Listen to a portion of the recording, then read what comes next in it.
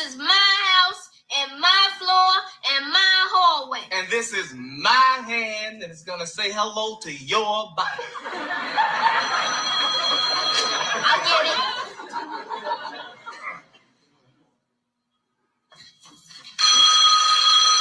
Hi, Mama. Hello, darling.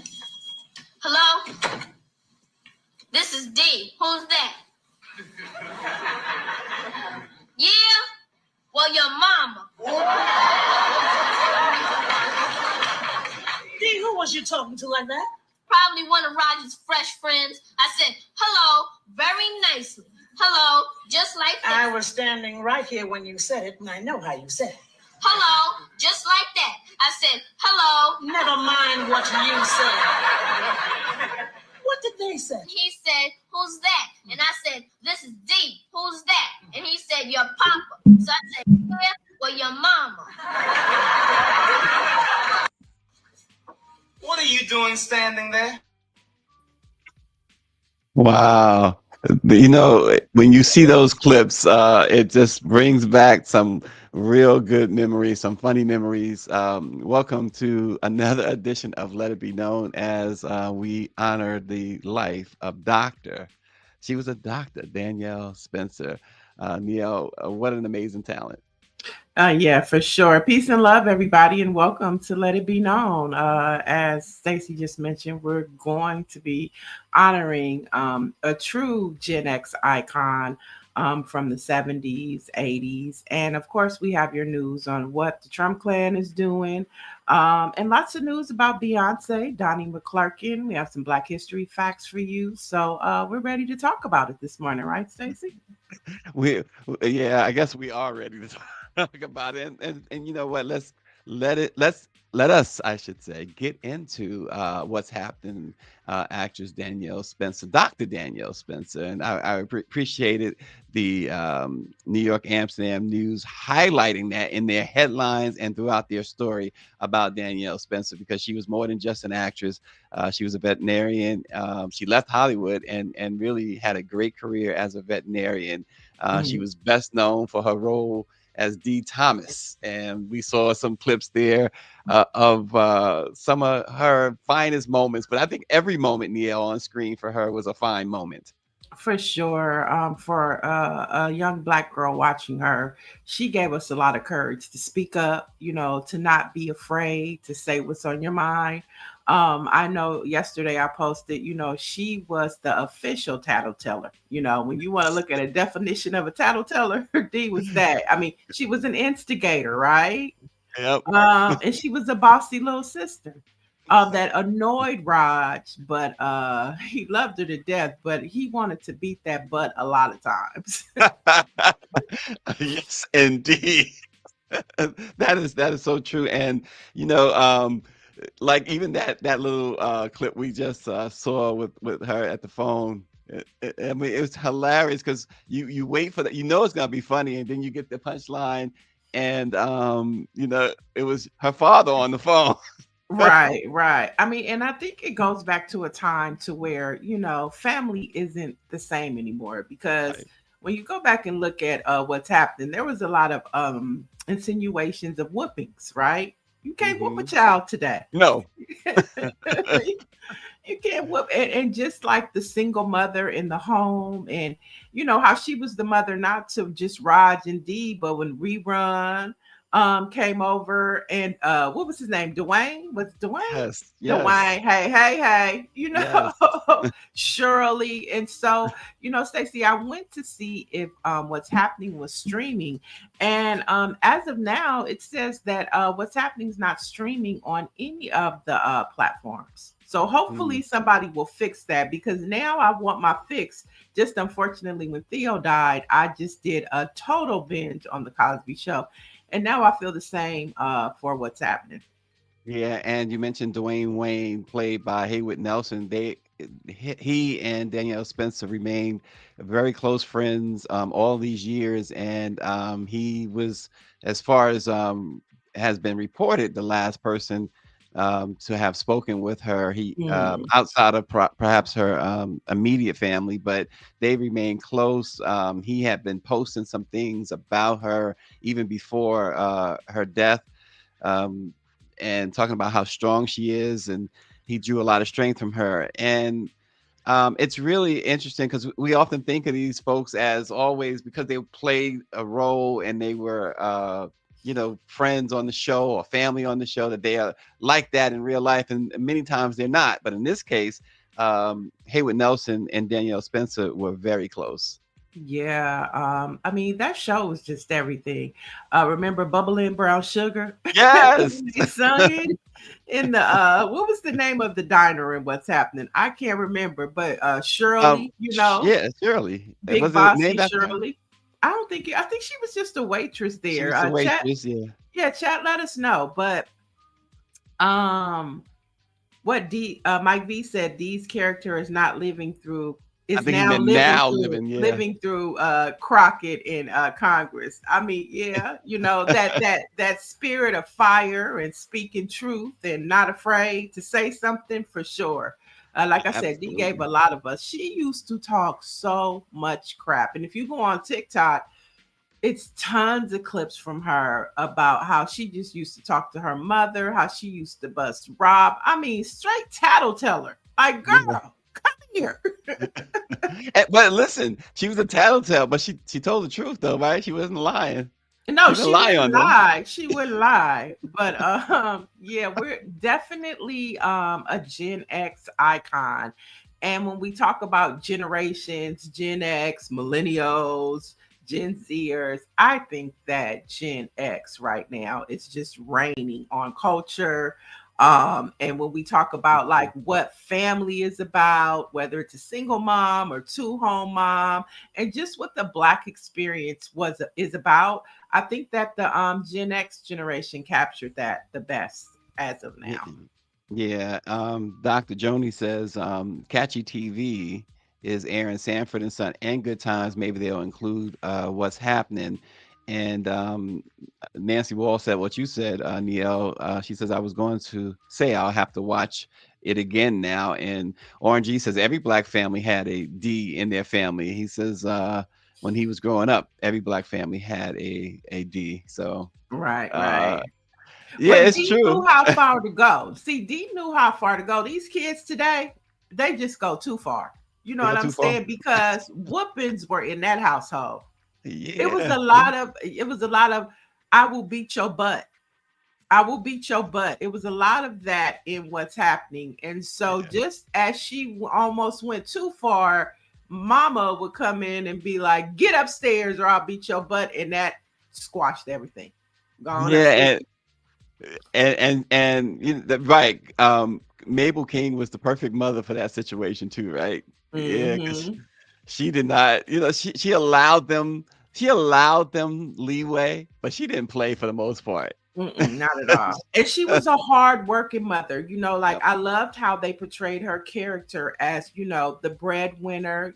She worked really hard. And there were a lot of times where Raj couldn't, go places because, she was working and she needed a babysitter for D. Yeah, absolutely. And it's interesting too because this was in the 70s, and of course, single mom. Right, her and the husband was divorced, but he was in the picture, but he really wasn't in the picture, the dad. Right. Hmm. And there was the share of disappointments, but the way that they carried that show out, when you really think about it, it didn't glorify uh the divorce. It also didn't make it seem like they were stuck, that Mabel King's family, Raj and Dee, was stuck because the dad wasn't in the house. They painted a picture in which, okay, they're divorced. Back then it was like, okay, single mom, she had to be on welfare, etc. But Mabel King, that character worked, like you said, hard working. They wasn't in a slum. Yeah, they had an upstairs, downstairs. They wasn't Claudine, okay? It Wasn't a wasn't Claudine Claudine. Right. situation. Yep. And that's where I was trying to go with it. Exactly. Yeah. Yeah, And it was a great show about family, you know. yeah, It and was friendship. about family, yeah, and friendship. And the mama still loved the daddy. When it Oh, all without came question, down to yes. it, she would have taken that man back. But he was the slight definition of Papa was a Rolling Stone. Yeah, and you're absolutely right. She loved him. She didn't say bad things about him. She didn't pound the kids with bad stuff about him or whatever. But you're right. He just couldn't. Wherever he laid his hat was his home. Right. And D, Raj was more compassionate towards him, but it took a long time for Oh D to yes. soften up to him. She was not having it, okay? She wasn't having it Yeah. for her feelings or for her mama's feelings. Right. And she knew how to, in her own way, put him in his place. She Hmm. was that was a great character. The more we talk about it, the more you Yeah, realize I what a want to great watch character. it. I went on a deep dive last night. I went to every platform and then I found it. It said that it is not available on any streaming platform at this time. But I'm sure now that, you know, there's some interest in, you know, of course, Black people are the highest consumers of everything. Um, it'll pop up somewhere.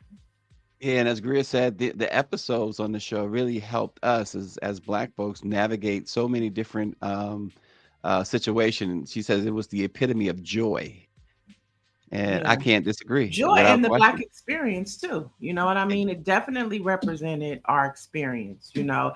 And it was based in LA. So you know, you saw you got a lot of that when you saw them running down the street in the intro of the show. Mhm. Remember they were running down the block. Absolutely, absolutely. Just a great show all around. Yeah. And we don't need a remake. We don't need No, nobody to go and try to right. remake it. Don't do that. Just put the reruns back on the show. Yeah. Although I will say, and I don't want to remake, but those one-offs that they have done with All in the Family and Hmm. Good Times and stuff, they've been nice. They've been refreshing.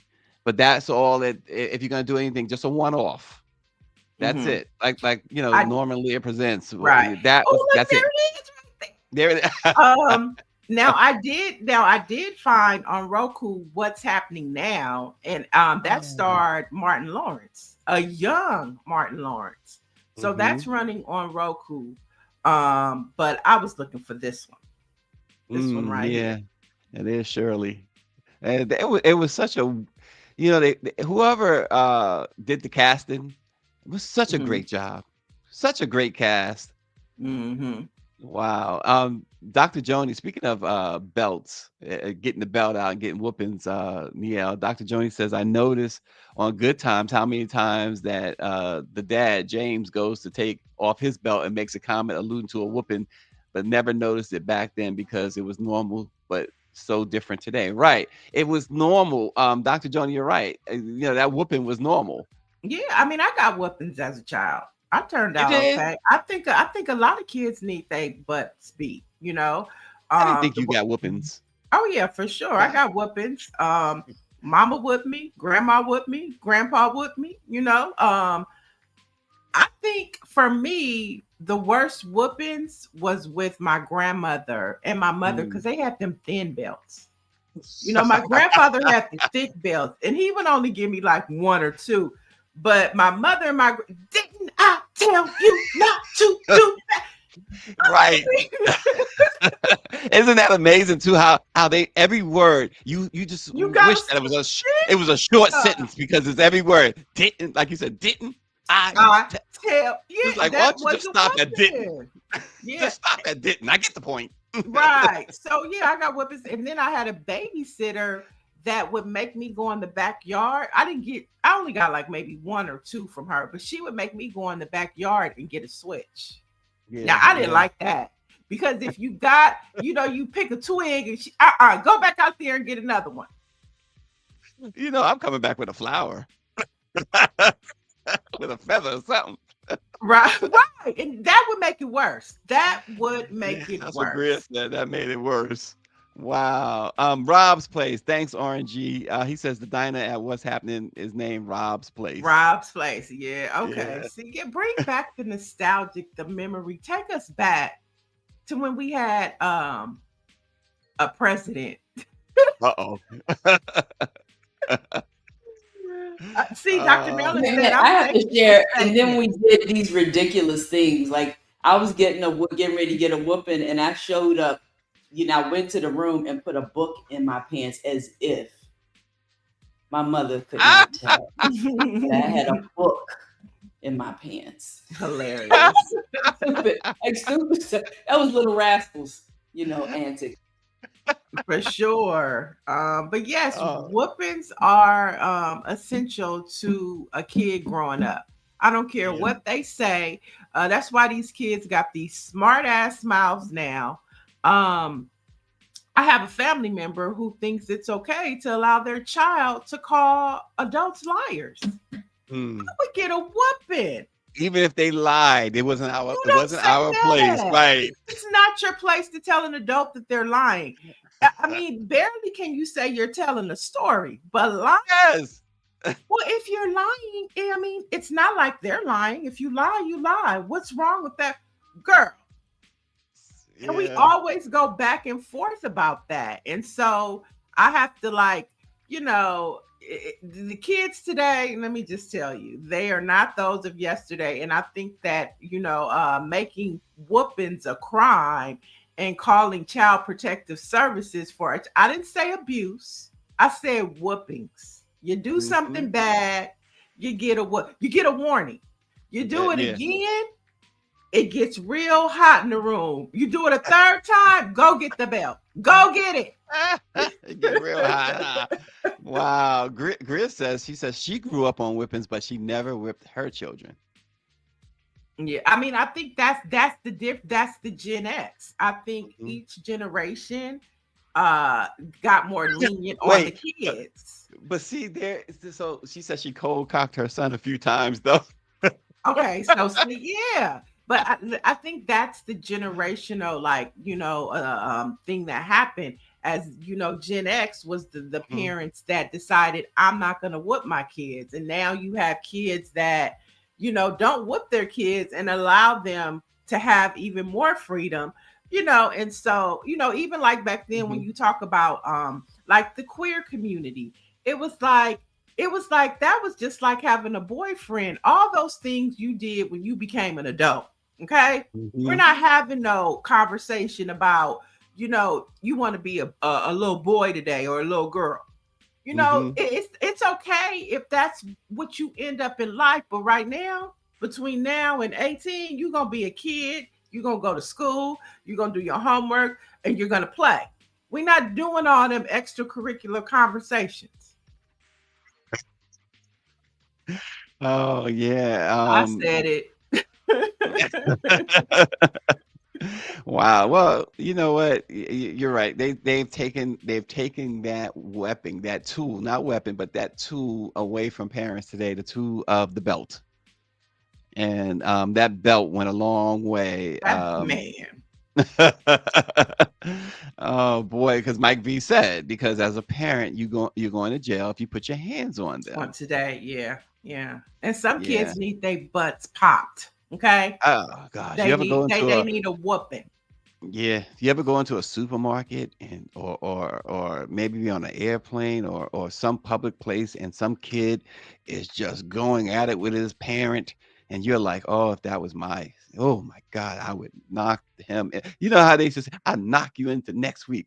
The best line ever was from Let's Do It Again with John Amos. He said, I'm going to hit you so hard you won't see nothing ever. But that's what they used to say to you. I'm going to knock you into next week. I can see D now telling kids, you can't talk to your parent like that, and looking at the parent, you gonna let your child talk to you like that? Can you imagine, D? Yep. You gonna let your child talk to you like that? You don't talk to your parents like, if you don't go get the belt, I can just hear D right now talking to kids today.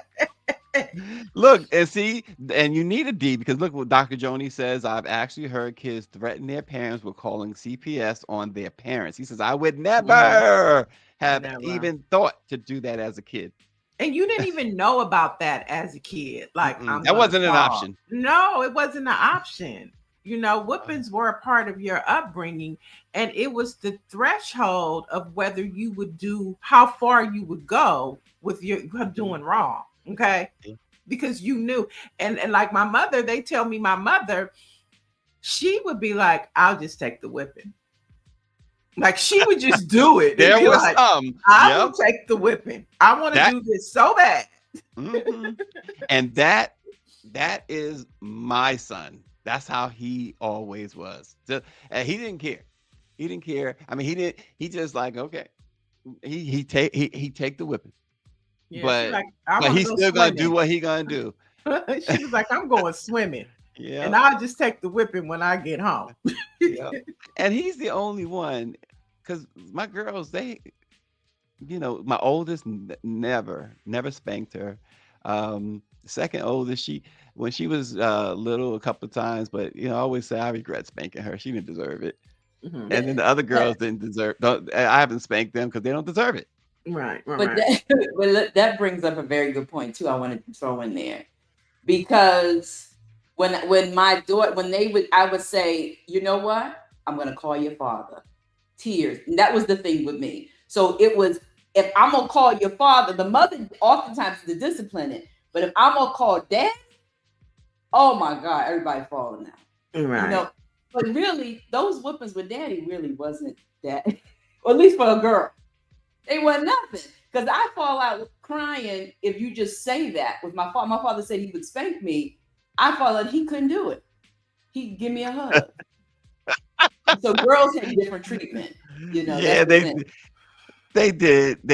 And she's right. That's how it is with the daddies and the daughters. So look, Dee brought back all those nostalgic memories. Let's bring what's happening back. Somebody bring it back.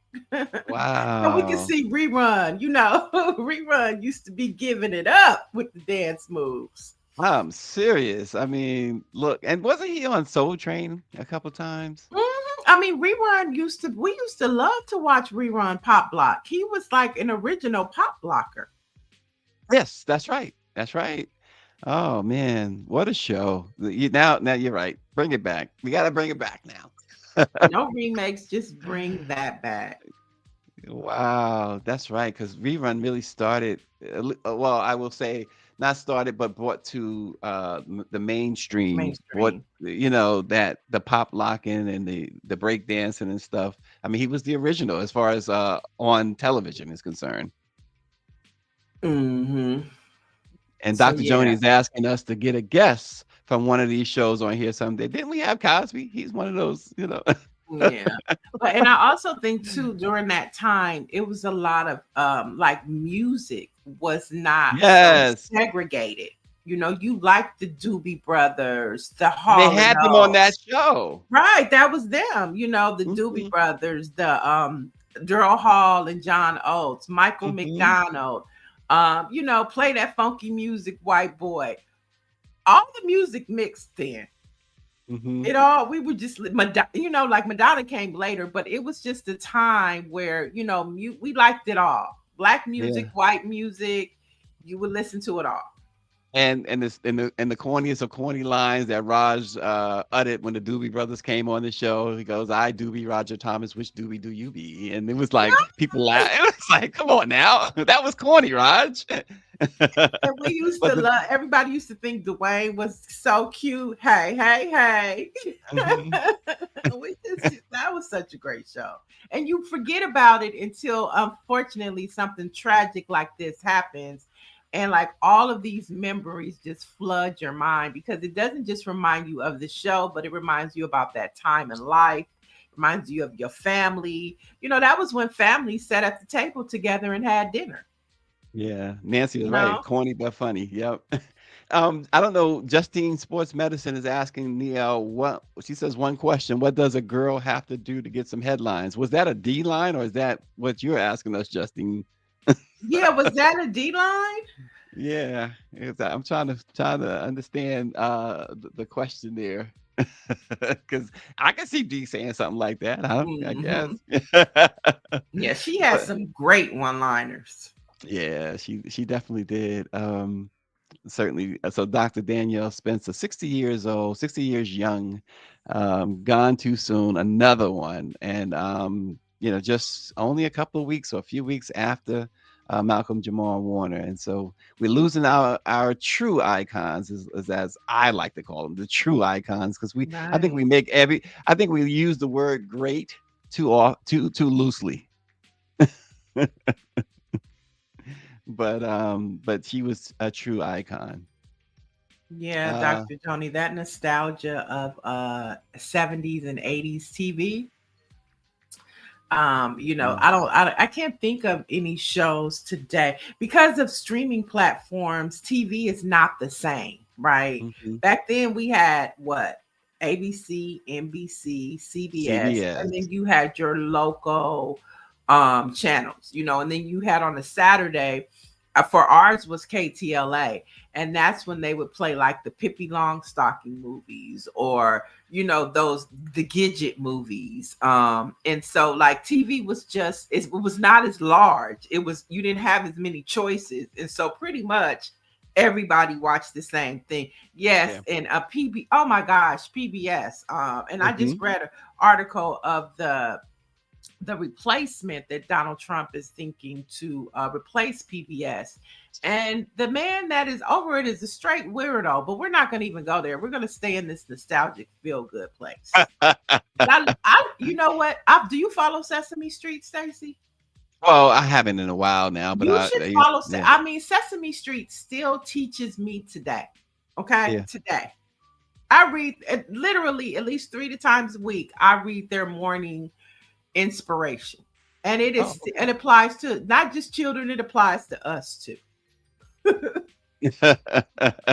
And yeah, Dr. Marilyn, it was good, clean comedy that we felt comfortable watching with all family. And ORNG says, I am kind of torn because A Different World is doing a reboot. We definitely need it, but the original version can never be replaced. And that's the point. It's like, whoa, stop it with these reboots.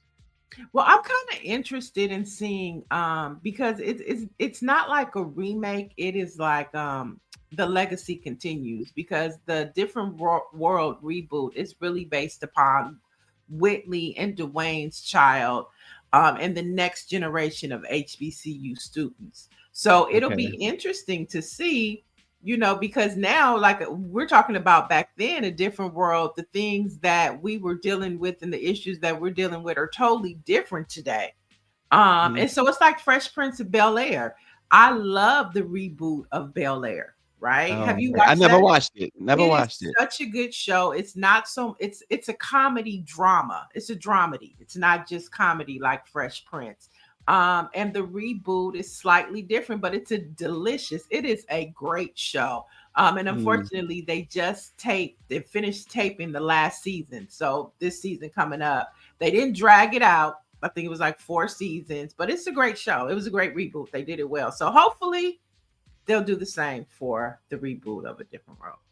And Dr. Nicole says that when we first moved to Delaware and we were still waiting for cable, we replayed seasons 1 and 2 of what's happening on DVD all day on repeat. So her girls all know D, Raj, Dwayne, and Rerun. That is Hmm. so cool. And Justine Sports Medicine says that she said, Uncle gave me homework to watch his old shows, The Mod Squad and Get Christy Love. Great beginnings for black actors. Wow. Mod Squad, Pete, Lincoln, Julie, and Get Christy Love. Man, Okay, wow. take us back. Take us I'm back. serious. Right. Oh, yeah. She really went back there. Dr. Wow. Joni, yes, there is a Fresh Prince reboot. It's called Bel Air, and it is streaming now. I think the first 3 seasons are streaming now on Peacock. Mm, And they, like I said, they just completed the filming of the final finale season. And so you can get caught up right before the yeah. next and final season starts. Yeah. So again, our condolences and thoughts go out to the family of Dr. Danielle Spencer. Folks, as we segue now, and another reason, so we talked about all this Black nostalgia and history. Again, this is something that this current administration is actively trying to erase. And yesterday, Donald Trump's administration's formally announced that they were seizing control of the Smithsonian, particularly the African American Museum of History and Culture. Yesterday, he ordered curators to sanitize and rewrite exhibitions to downplay the horrors of slavery, systemic racism, and the civil rights movement while erasing his own impeachments from public view. The White House's directives, disguised as calls for balance, are a blatant effort to replace historical truth with propaganda. Niele, so April Ryan had reported this as far back as March, and now they are moving really expeditiously now, and they are ridding us of history there at the African American Museum and all of the Smithsonian properties. Yeah, well, we were at the forefront of it too. We actually went to the museum to do a piece on it, and we talked to people, and then he kind of like let that fall by the wayside, and now he's back on that again. And it's just sad that that beautiful museum might not be what we know it to be today.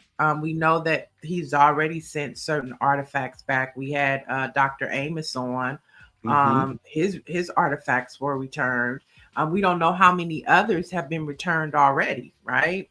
Yep. And then if you're talking about rewriting history, it makes me think of that entire bottom floor of the museum. Like, what are you going to change that to? And then my last point, Stacy, is the work that Dr. Lonnie Bunch did. Yeah. The intentionality, the raising of the funds that it took to make this happen, and the contributions that people, not just Black people, but people from all across the country and some around the world gave to make this museum happen. And to think that just because Donald Trump is president, that he can go and just diminish the work that Dr. Lonnie Bunch has done and the contributions of other people across the world in this country have contributed to this museum. This is the type of shit that makes you want to holler, like Marvin Gaye said, because we finally were getting the notoriety, and I don't know if that's the best word to use, but the appreciation and the acknowledgement of the Black Mm-hmm. experience. Mm-hmm. 1619 Project, the Yep. museum, the acknowledgement of the Black experience in this country. And here comes the Klan saying, no, no, no, y'all moving, y'all doing too much, go back. Yeah, as Greer said, this is an all out attack on Black people. It's without 100%. It is a war, and they are using nuclear bombs now against Black folks, and Trump is leading the way, and that's just the bottom line. You can argue with the wall, but that is what is happening. And when we was there, Neil, as you noted, we had people, white, Black, young, and old, tell us that they were going there because they wanted to see it before it got shut down. Mm-hmm. Mm-hmm. They didn't want it shut down, but they said we needed to see it. Mm-hmm. So Yeah. it's horrible, and like you said, the work that Lonnie Bunch put into not just the African American Museum, but all of the Smithsonian. Yeah, Lonnie he's Bunch, over you got to all of remember, them. right? He's He's over been all of working them. hard, exactly. But Been this working is his hard, baby. This is his and this baby. is right, This is he right. put in the most. The heart, his heart is in this museum right here. Hmm. He's over all the museums, but this one right here, when you saw the CBS 60-minute special before the CBS Now, they did so much work on this museum. And I mean, just by looking at that 60-minute special, you saw the passion that he had to make this come to pass. Hmm. All of the work he did to raise the money to see this come to pass, and then to see the first Black president be there when it opened, it just has so much significance. Oh You yeah. think about Black people building the White House and how much contributions that Black people did in building Washington, D.C. And to have this building, and for that cracker right there, right there, it was a word that I think D used, honky. No, the Jefferson, that honky right there. Okay, and for him, because you know what, he represents what Black people mean when they say honky, cracker, and peckerwood. You That's don't the call word. all white people that. You do not call white people that. But when you call somebody a cracker, a hunky, or a peckerwood, they have certain characteristics. And that one right there has it all. And Orange G says someone better tell Black MAGA they can shuck and jive, which we see so much of that, but they are not exempt from Trump's war on Black people. 100%. So all you folks, and David Youngblood gave you another word too, Niele, to go with all the other words you just used. Saltine. Saltine. Okay. That's a polite one, David. That's a polite one. Oh, that's polite. Okay. Saltine is polite. Oh gosh. Well, So we're Niele, gonna add that to the arsenal. we're gonna add it to Arsenal. Wow. Well, because of our extended tribute to Dr. Daniel Spencer, let's go into your headlines and hot topics for today.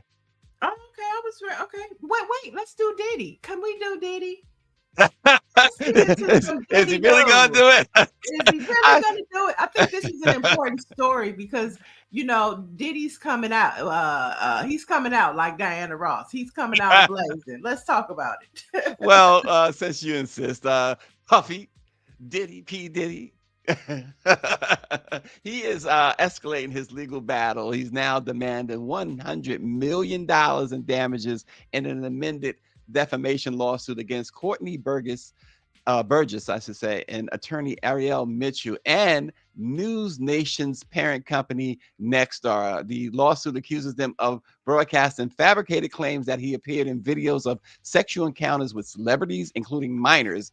Allegations Combs' attorneys say have no proof. And Burgess even presented still images on air claiming one showed Justin Bieber kissing an unidentified male and alleged that Diddy, his late wife, Kim Porter, gave him tapes of celebrity sexual assaults before her death. Here's the thing. As what's the girl, Tasha K or whoever that Cardi he took to the cleaners, they have to learn, just because it's a celebrity, it's one of the hardest things to do and to win in court is a defamation suit against a celebrity. That's because of the way the law is written. But you can't, there are certain things you can't do. And that includes accusing them or saying without, as we say all the time, alleged or something like that, to say that he was having sex with kids, to say that and naming other celebrities, you better have proof. And that is not apparently what News Nation and this lawyer and this other individual put forth any proof of this. And Diddy's part of the lawsuit, when you read it, they're saying that, especially this man is on trial and you are bringing up these things. And they probably thought that because he's on trial and because there's a chance that he's going away to prison, that they can say and do whatever they want. And so Diddy is saying, no, you can't. Right. And I'm not mad at him for that. I mean, now blame him for the Cassie stuff and blame him for all that other stuff. But all of these other lawsuits that are coming out, I'm not mad at him for that. And you brought up Tasha K. Another one is Jaguar Wright. She's the one that gives all of the Jay-Z stories, and she went on Piers Morgan. And Beyonce and Jay-Z slapped Piers Morgan and her with the cease and desist. But these people with all of these stories that are angry because their experiences didn't meet up to their expectations. You know what I'm saying? Right. Maybe they thought they were going to, get the Young Miami treatment and they didn't. Maybe they were going to get the record deal and they didn't. or Diddy didn't give, whatever the situation is, it's not okay. And so I mean, if clearly Diddy is like, that didn't happen, no way, no how. And so hey, watch what you say, or be more mindful of what you say, for a sound bite or for a couple of clicks on social media. One of again in the lawsuit itself, and they talked about in his lawsuit, he mentions the freak offs and how everyone distorted that. And look, in my thinking, before the facts came out, my thinking was, wow, a Diddy party means freak off, but it was not that. No, That was yeah. something, as he put in the lawsuit, and his own words, some private sexual activity between he and a couple of willing participants. Right, That's yeah. it. Yeah, that's what we learned from this whole trial, is that there weren't mass freak offs after the Oscars, or after his 50th birthday party at 2 o'clock. It didn't turn into Dungeons and Dragons and whips and chains. You know what I'm saying? It wasn't that. It was personal encounters. And like I'm saying, what adults choose to do, that's their business. What they choose to do in their bedroom, it's your business. Mhm. Doesn't seem like anybody was taken advantage of. And at the end of the day, whether there was pain, and we know that there was abuse, but I think even through Cassie and Jane Doe's own testimony, they were willing participants. Mhm. And at Exactly. the end of the day, that's the point. Everybody was a willing participant in these freak offs, whether it was to keep the man and the money, or whether it was because you wanted the record deal. You know what I'm saying? But In some everybody has cases, they just liked it. right, right. Well, I'm talking. I was thinking of the testimonies from the Yeah, no, women. no, that's what I'm Because saying. a Testimony too, lot of right? it, a lot of their testimony proved that they stayed in that abusive relationship for the money and the lifestyle and the Mhm. expectations. And when the expectations didn't meet up with the experience they had, they either went their ways and they came back for some get back, or whatever the situation was. But Yeah. that's the tangle web that Diddy weaved for himself. He did that to himself. Okay, nobody is like defending Diddy, but this trial, I mean, this case right here in this lawsuit, I'm glad he filed it. Yeah, and that's pretty much what Orange G said. He said, as sleazy as Diddy is, he really does have a good lawsuit against those people. He says they thought that he was going to prison for life, and now they're about to FAFO. Mhm. And hopefully, like I say, hopefully Diddy is doing the work on himself while he's there. Hopefully he doesn't get out and want get back He said that he's going to be a domestic violence counselor. for men. And people got mad at that. Well, what better person to help somebody than somebody who's been through what you're going through? Why are people mad about that? He didn't say that he wanted to help women. He said he wanted to help men. And right, and really, you're right. When you think about it, I mean, he's been an abuser, and he could talk. He could see the signs probably as well as anybody. He could probably see it a little bit better.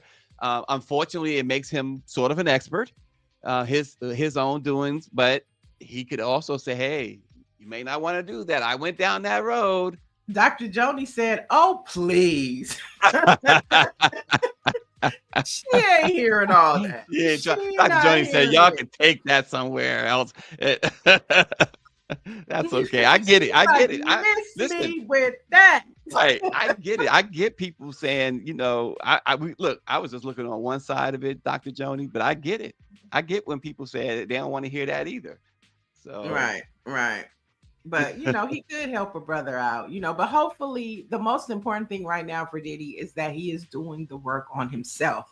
So by the time he goes to see the judge in October, he will have a record of counseling, he will have, a record of, not just counseling from within the jail, but also personal counseling. He needs to have a private counselor at that prison or jail twice a week. And then whatever type of programs they have up in the jail or prison, he needs to be doing that too.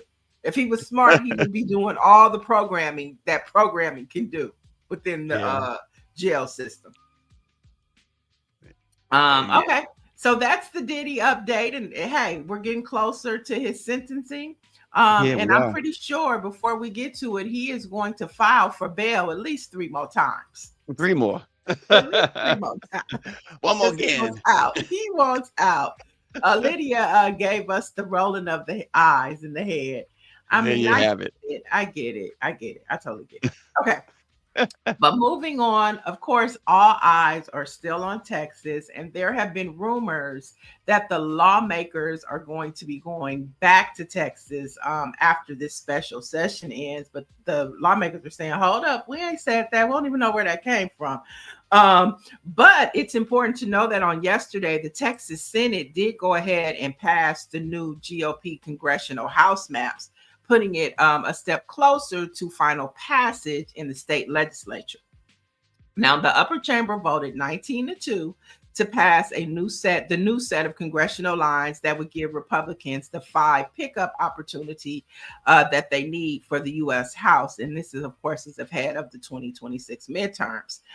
So Texas House Democrats, they remain out of state to deny House Republicans a quorum, or the minimum number of lawmakers needed present to conduct the business. Now, the Texas House needs to pass the new congressional map before Governor Hot Wheels Greg Abbott can sign it into law. So although the Senate passed it yesterday, they still need those House state Democratic lawmakers to come back. And yesterday, they were reporting that they're going to come back, some news outlets, but they were like, hold on, we ain't said that. We're still strategizing. And so all eyes are still, Stacy, on Texas to see how this plays out. Yeah, and again, every time we bring this up, it seems like I gotta mention Governor Newsom out in California. Do you see what he's been doing of late?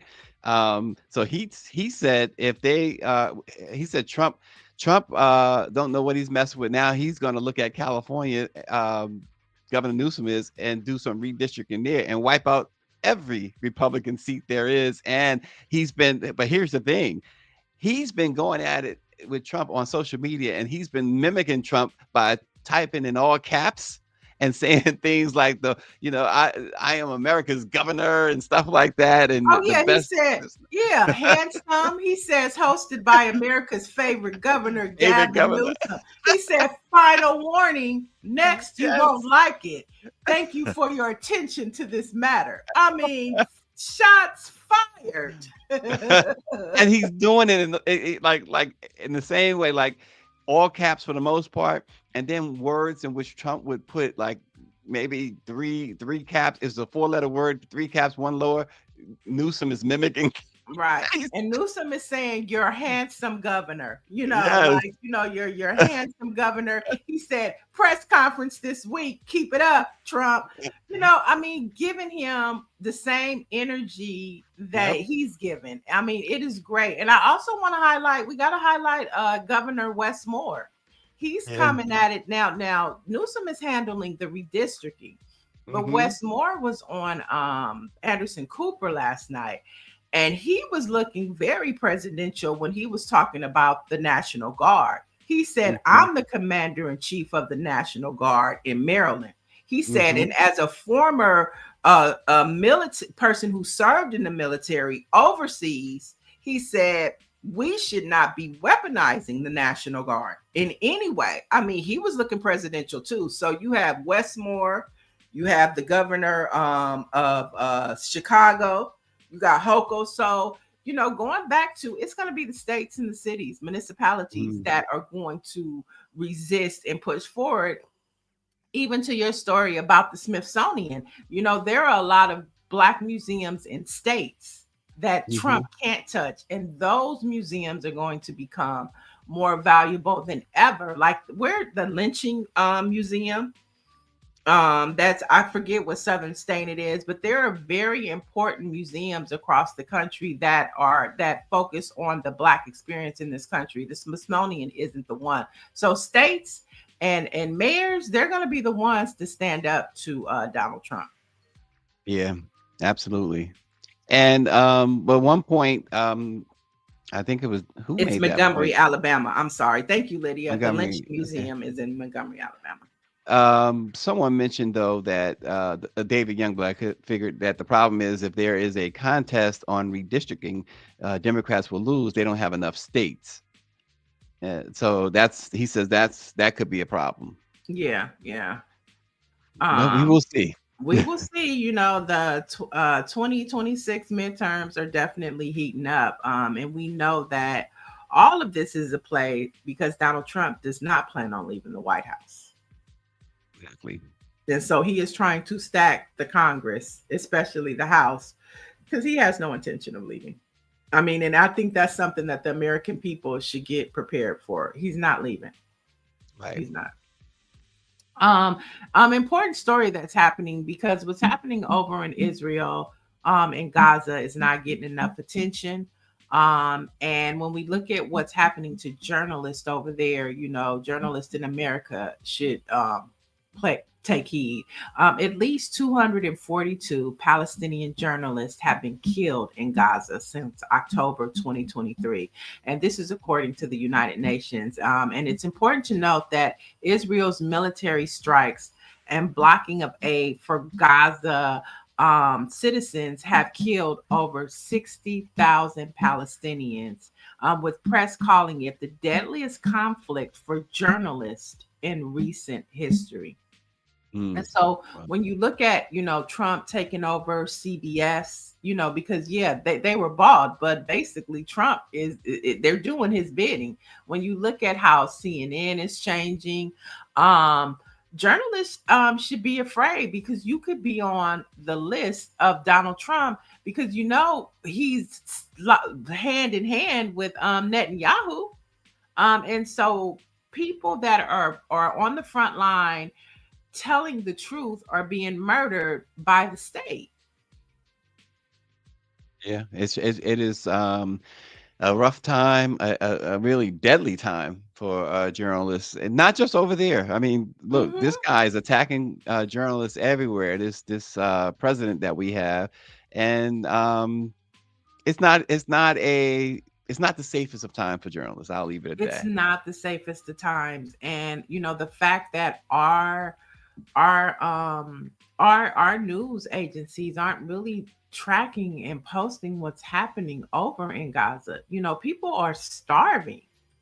And they're getting no coverage whatsoever. But yet we get all the coverage of Trump meeting with Netanyahu, and we see Netanyahu this, Netanyahu that. But the people that are suffering and that he's attacking, we're not seeing it. And it's really sad and it's scary because we know Donald Trump don't care about nobody but those that are loyal to him. Does he care about them? Well, as long as you're loyal and you got a cheeseburger and a Diet Coke from McDonald's, okay. you know. Hey. But in more Trump clan news, Trump's new head of job statistic nominee EJ Antoni wants to suspend the U.S. monthly job report. Of course he does. Okay, so EJ comes from the Heritage Foundation and is an author of Project 2025. Now, the monthly job report is crucial to us understanding the health of the U.S. economy. And so, once again, Stacy, thank God for the states because the states have job reports too. And so thank God that the states can still report because they don't want you to know how much they're messing up the U.S. economy and just our country in its totality. Yeah, that's again, Project 2025, and this is that man said, I'm not affiliated with that. I don't know what that is. Right, and here you have Antoni, who is standing right next to him, is an author of Project 2025. I call author of it. Yep, there you have it. So, and if you didn't know how gross and perverted the Republican MAGAs are, okay, South Carolina GOP state rep RJ May has resigned amid child pornography charges. Now he's So facing many of them with that same thing. right. Now this is MAGA. He's facing 10 counts of disturbing sexual abuse material involving children. Why haven't we seen this on the news? Oh, it is in Columbia. They reported on it in their state. See, states. It's the states. Let's go But keep the truth why is it that we see so many of these MAGA Republicans get involved with the child sexual stuff? That's very telling. going. It is. I mean, look at the commander in chief. Their commander in chief is the biggest sexual assault abuser and of young women. And see, that's what those Epstein files too are going to tell us how perverted and nasty he is because he likes young girls. Trump likes the young girls. Okay. Orange G said more journalists have been killed in that Hamas versus Israel war than World War II, Korea, and Vietnam combined. Mm, And we don't hear anything about that. And I nothing think about that's it. just tragic. Mm. And so, yeah, so the perverts, the pedophiles, the molesters are all in MAGA. And so I want to see the Reverend and Big Cheese talk about that. What y'all got to say about that? Because y'all had a lot to say about the Democrats this morning. What y'all got to say about these pedophiles and these molesters in y'all party? Are y'all part of that clan? Talk to us. Okay, we're waiting. Moving on.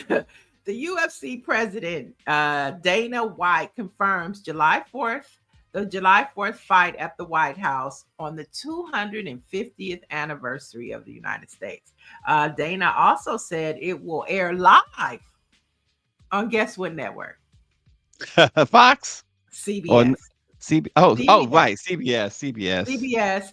That's And it's another one going of to his air live Martin from the things. White House. He said he's flying out at the end of the month to talk plans with Donald Trump. So this is what It's Donald Trump sees an anniversary celebration should be for America, a UFC fight on the White House lawn. Well, there's no lawn anymore. He made it a prison slab. So on the prison slab at the White House. well, listen, 34 times convicted. He needed to feel at home, I guess. Look, we ain't heard nothing from the Reverend and Big Cheese now. We still waiting. I'm not waiting. I want to see what y'all got to say about the mega pedophiles, the leadership. It doesn't matter to Trump. Those who drink the Trump Kool-Aid don't matter. It don't matter. It's like it reminds me of that conversation that I think you guys one of you or Greer put on our Instagram chat with Don Lemon was having with DL Hughley, and I think that was Jasmine Crockett sitting there, on the knees stuff. That's all that is. I mean, look, y'all can go Google it and watch it. Right. Okay. So Cheese came through. Let's talk about it. They have a lot of freaks and weirdos on the left. Men who dream of going into the women's bathroom. Right. That's all you got. That's all you got. Okay. Yeah. That ain't taking advantage of little kids. Yeah. We talk about little kids, pedophiles. Okay. Right. That's what we talk about. They have cases against them for looking at pornography and taking advantage of kids. That's what we talk about. What a grown person, we talked about that just with Diddy. What grown people choose to do, that's their business. Okay. And they always hit back with innuendo and non-facts. So give me something else, okay? Because that's just that's a personal grown preference. That ain't hurt nobody. Okay, moving on. Let's do a couple pop culture headlines that are important to the faith and to the Beehive. Okay, Beyonce is now an Emmy winner. Stacy, she won for costume design for her Netflix Beyonce Ball. So she is now halfway to EGOT status, that's when you have an Emmy, a Grammy, an Oscar, and a Tony. So she's halfway there. And the Beehive was celebrating all yesterday. And of course, she's nominated for a couple more Emmys. So we'll see if she pulls that off. She's actually going against Kendrick Lamar for his Super Bowl performance. And so we'll keep you posted on that. And then, for all you Donnie McClurkin fans out there, he's announced he's leaving the recording industry. He announced on social media, "I'm excited to announce that this will be my last and final recording, titled Finally." Now, he said it's coming very soon, so to be on the lookout. So Donnie McClurkin is saying bye-bye to, I wouldn't say he's saying bye to gospel music, but he's just saying goodbye to the whole process of recording albums, maybe being nominated for a Grammy and things of that. Okay. Well, I mean, the music industry, as we know it, it doesn't exist anyway. I mean, he doesn't need the industry. No. And of course, he's still going to get booked at your local Kojic or AME or CME convention, Baptist convention. When he gets booked to preach, he going to come and sing you a little Mary Had a Little Lamb before he gets into the word. Is that what he does? Mary Had a Little Lamb. Wow. Okay. Wow. All right. Well, what else you got for us? That's it. That's it. Oh, so those are the headlines. Let's give you a little some Black history facts on this date. In 1892, the Baltimore Afro published its first edition. While it's difficult to pinpoint the exact first news item, history suggests that the newspaper, initially a merge of 3 church publications, likely focused on informing and empowering the Black community in Baltimore. Editorial content probably included features on the lives of ordinary Black people and provided a Black perspective on events and issues often ignored by the mainstream press. And one notable event from 1892 that might have been covered was Ida B. Wells' anti-lynching campaign. So on this date, it's a history-making date in the Black press. In 1892, the Baltimore Afro published its first edition. And of course, Afro is one of the more prominent Black-owned newspapers that we have. All right. And on August 13th, in Black music history, Willie Mae, Big Mama Thornton, recorded Hound Dog. Okay. Now, for the first time in 1952. So she recorded in 1952, which later became a massive hit for none other than Elvis Presley. I had no idea. Yeah, and anytime Elvis needed inspiration, he went to her and she would mentor him. And he talked about that too. She was a big mentor of Elvis Presley. And that's why I enjoyed the most recent Elvis movie, not the Priscilla movie, but the one with Tom Hanks, in which it finally, the reason I saw the movie is because they was promising to finally tell the truth, and they did. And they went really into that relationship there with Big Mama and Elvis, and it was really, really interesting to see that. So yes, and he did give her credit for Hound Dog, but not just Hound Dog, but so many other things, because she deserved it, and so did those other Black artists deserve the credit that Elvis ultimately got. Now, did she sing it did he sing it just like her rendition, or it was different? Hers? Yeah, hers was more bluesy, jazzy, and hers was just wild. She was great. To hear her, you got to play it. So what you need to do, Niele, what I would suggest, I should say, pull it up on YouTube or wherever, and let her and hear her version. It's a very fun version of that song, the best version. Okay, and then you said the movie that talks about Tom it. Hanks. Tom Hanks. But okay. You know what? I started watching that one. That one won like a Oscar or Emmy, right? The guy that played won something. Yeah, it won something. Okay. I don't remember, but it also traces Elvis's the time where he, his father went to prison and they had to live in the ghetto, and that's where that's what made Elvis Presley. Had they not had that experience, you can make something good come out of a bad. Had that not happened, you probably would never have heard of Elvis Presley.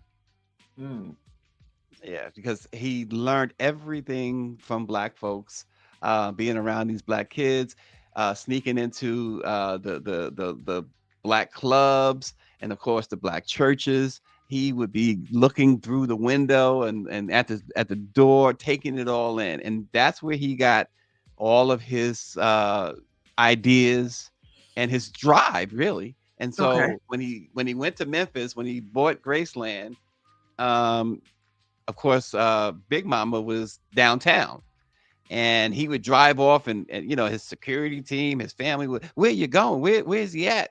He'd be right there with Big Mama.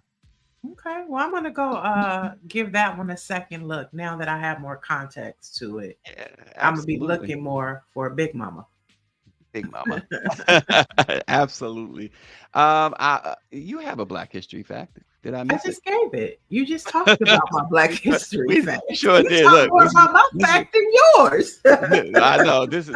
So you see where I'm at. And one footnote, we recently had Chuck D on the show, and you remember the fight the power, and he mentions Elvis a racist, and Chuck will tell you that he actually had to take another look at that, and he even told the New York Times he was wrong on calling Elvis a racist. So lot of things with Elvis that people misunderstood, and he tried to, throughout the height of his career, he tried to make sure that those black entertainers got the credit they deserved. And so there you have it. And Orange G says, if you notice, you will never hear about Elvis money being stolen by record executives. Well, no, Colonel, the Colonel made sure to steal his money. He stole so much of his money, and Is that Elvis, the person Tom Hanks played? that's the person Tom Hanks Okay, played. see, I just And wondered. Elvis's dad used to have fits about the Colonel and the trust that Elvis put in him, knowing that the Colonel was robbing them blind. He found himself in positions where he couldn't pay certain bills. Why? This is Elvis Presley. You can't pay a bill? Well, the Colonel had done him in. So, and kudos to, you talk about a widow. Well, she wasn't really his widow because they was divorced, but Priscilla Presley is the one who really, just like you see the Michael Jackson estate become the best there, among dead celebrities. Well, Elvis's estate, thanks to Priscilla, really, back in the late 70s and 80s, was really the forerunner to having a successful and very profitable estate, and that was thanks to Priscilla Presley. So, and there you have it, folks. A little white history. Yeah, and think about it. He married Priscilla when she was in high school. And so, but that was a love story. Okay, they called that a love story. But that girl was in high school, and he was looking at her when she was like 12 years old. Yeah, I mean, so come on. And the hookup, her parents were consenting. They gave that girl to Elvis Presley, and he turned her out on drugs and sex and all types of stuff. But they say that's a love story. That's a love story. That was also predatory. Dr. He says, yeah. And Greer's making the point that Michael Jackson used to talk about, because he married Lisa Marie Presley, but how he noticed her when she was a little girl. So wait a minute. Right. I think that just shows how people could be broken on the inside, or be weird and disgusting. Celine Dion. But they're also, great entertainers. And how do you separate the music and artists from their demons? And we were able to do that with Elvis Presley. But you talk about Elvis Presley taking advantage of young girls, and if you watch that movie, how he would lock her up and him in a room, and they would go on binges. You know what I'm saying? Just turn her out. That was okay. Yeah, that was. I didn't see that one. That was Priscilla's movie. That was the last. Yeah. Okay. Mm-hmm. And she basically told that her parents gave her to him while she was in high school. But then you think of somebody like an R. Kelly. You know what I mean? It's like, what's the difference? You know what I'm saying? Because Elvis cheated on her too with young girls. You know what The I'm young saying? girls. So it's Yeah. like, what's the difference? The difference Yeah. is What's the white deal? and black. What's the deal with these celebrities, with these young people, with these kids, basically? I mean, you had Jerry Lee Lewis that marrying his 13-year-old cousin. You had Roman Polanski with the 12-year-old that he extremely violated and didn't Woody never Allen. did anything. Woody Allen with his daughter. What is up with that? That's But these are, but all the white people that you've named, Woody Allen is still a critically acclaimed critically director, acclaimed. you Right. know, and R. Kelly is rotting in prison, and we can't get another step in the name of love. I mean, reconcile the two for me. Reconcile it. Hey, Greer said it's the American way. It's the Hollywood way and the American way. Man, yeah, because you think about it. What's his name? Steven Tyler, Aerosmith, with the little girl who, he is in the book, and I think she sued him. I think he paid her. It's so much of that. Yeah, and then let's just bring it back home. You have pictures, tons of pictures circulating on the internet with Donald Trump with It's the young Heritage Foundation. teenage Yep. girls sitting on his laps in airplanes, at parties. You hear him say disgusting things about Ivanka, when she was a young girl, but yet nobody says nothing about him. He's telling, oh, look over here, I'm sending the military to DC. You know what I'm saying? Meanwhile, it's like, where are the files? Because you are the nastiest nasty man of them all. He's no different from R. Kelly, but why does he get to be president and R. Kelly is in prison? Yeah, one of them girls, those little girls, as Greer mentioned, claims that he told her that she reminded him of his daughter. Um, Trump has said some things about his daughter that would make anybody cringe. Right. It should anyway. Good grief. Wow. All right, folks. Our Black-owned newspaper of the day, another legendary publication, the Philadelphia Tribune, with a rich history of growth and advocacy that closely mirrors the nation's civil rights progress. The Philadelphia Tribune is the nation's oldest continuously published newspaper reflecting the African American experience. Today, the Tribune is Greater Philadelphia's daily audited newspaper whose mission is to, quote, provide timely and compelling news that is informative and relevant to the African American experience.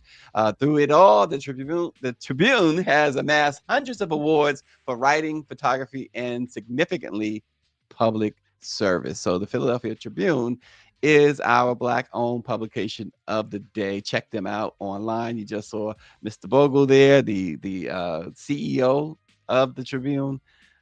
Great paper. Great paper, great man. I got to have lunch with him when we were at the conference, and he was telling me where to get the best Philly cheesesteak sandwich in Philly. Okay. And so yeah, a great paper and great individual. When you talk about the Black press, when you talk about news, views, and advocacy, that is somebody that you could look to for that. But guys, we're tracking what is happening in Washington, D.C. minute by minute, the resistance, the protest, and of course the Trump Klan administration.